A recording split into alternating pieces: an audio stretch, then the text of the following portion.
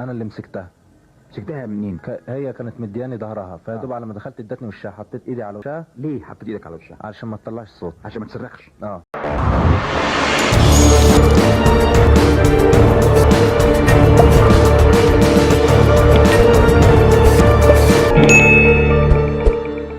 Before we dive into today's case, don't forget to subscribe, hit the like button, and leave a comment below.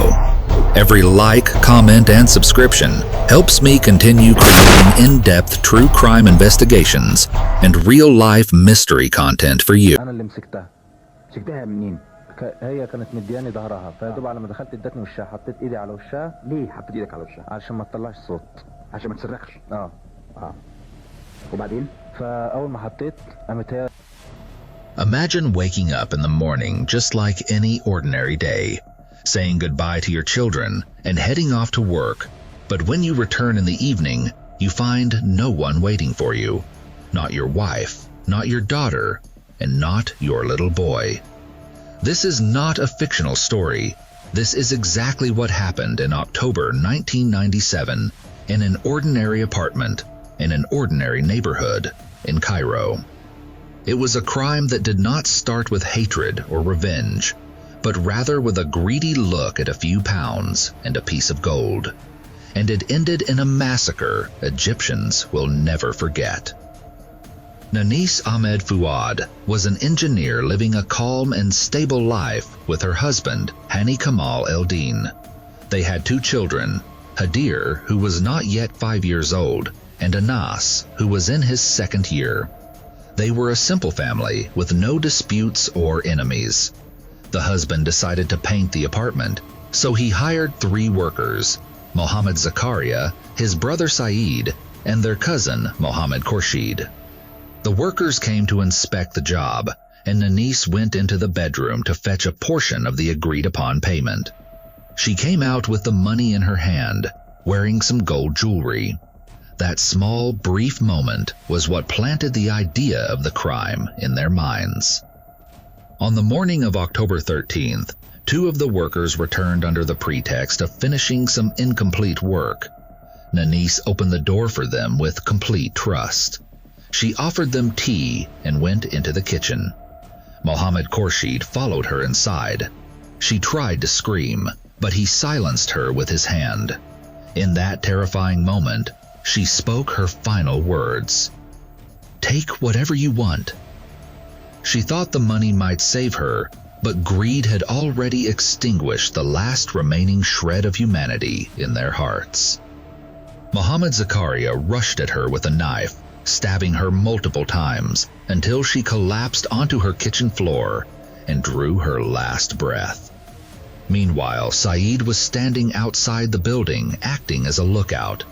He then went upstairs to join his accomplices, and they began searching the apartment for cash and gold. Suddenly, the 2 children emerged from their room, looking for their mother. With painful innocence, they asked, "Where's my mommy?" One of the men replied that she was in the kitchen and would be out shortly. The children went back to playing. However, the criminals realized that the children had seen their faces and would be able to identify them later. It was then that they made the most monstrous decision. Mohammed Khorshid approached the little girl, Hadir, and strangled her with his hands. Then Mohammed Zakaria stabbed her to ensure she was dead. As for Anas, the boy who hadn't even turned 2, he began to cry loudly. They placed him inside the wardrobe and shut the door on him. But he did not quiet down. Mohammed Khorshid opened the wardrobe, and the terrified toddler fell forward into his arms, as if looking for someone to save him. No one saved him. The man took a scarf belonging to the boy's mother and wrapped it around the child's neck until he fell silent forever. When the father returned, hours later, Hani unlocked his apartment door just as he did every day. No one greeted him. He found his daughter lying on the floor. He ran through the rooms, blood splattered everywhere. In the kitchen, he found his wife, and when he searched for his infant son, he found his lifeless body inside the room. In a single moment, he lost everything. The arrest and trial. Hani told the investigators about the 3 workers, and an eyewitness confirmed seeing one of them near the building on the day of the crime. The police quickly arrested them. Their cover stories collapsed during interrogation, and they confessed to every detail. Muhammad Zakaria claimed that debts drove him to think about theft, believing the family was hiding a great fortune.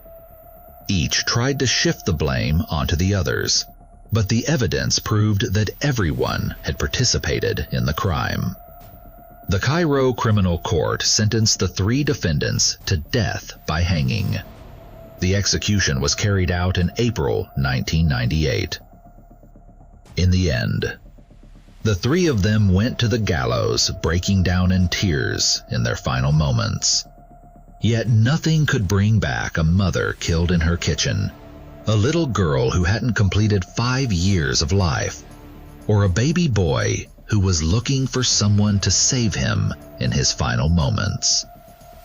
Many years have passed since this crime, but it is still told for one reason: to remind us that greed can turn an ordinary human into a monster, and that blind trust can sometimes carry a devastatingly high price. May God have mercy on Nanis, Hadir, and Nasr.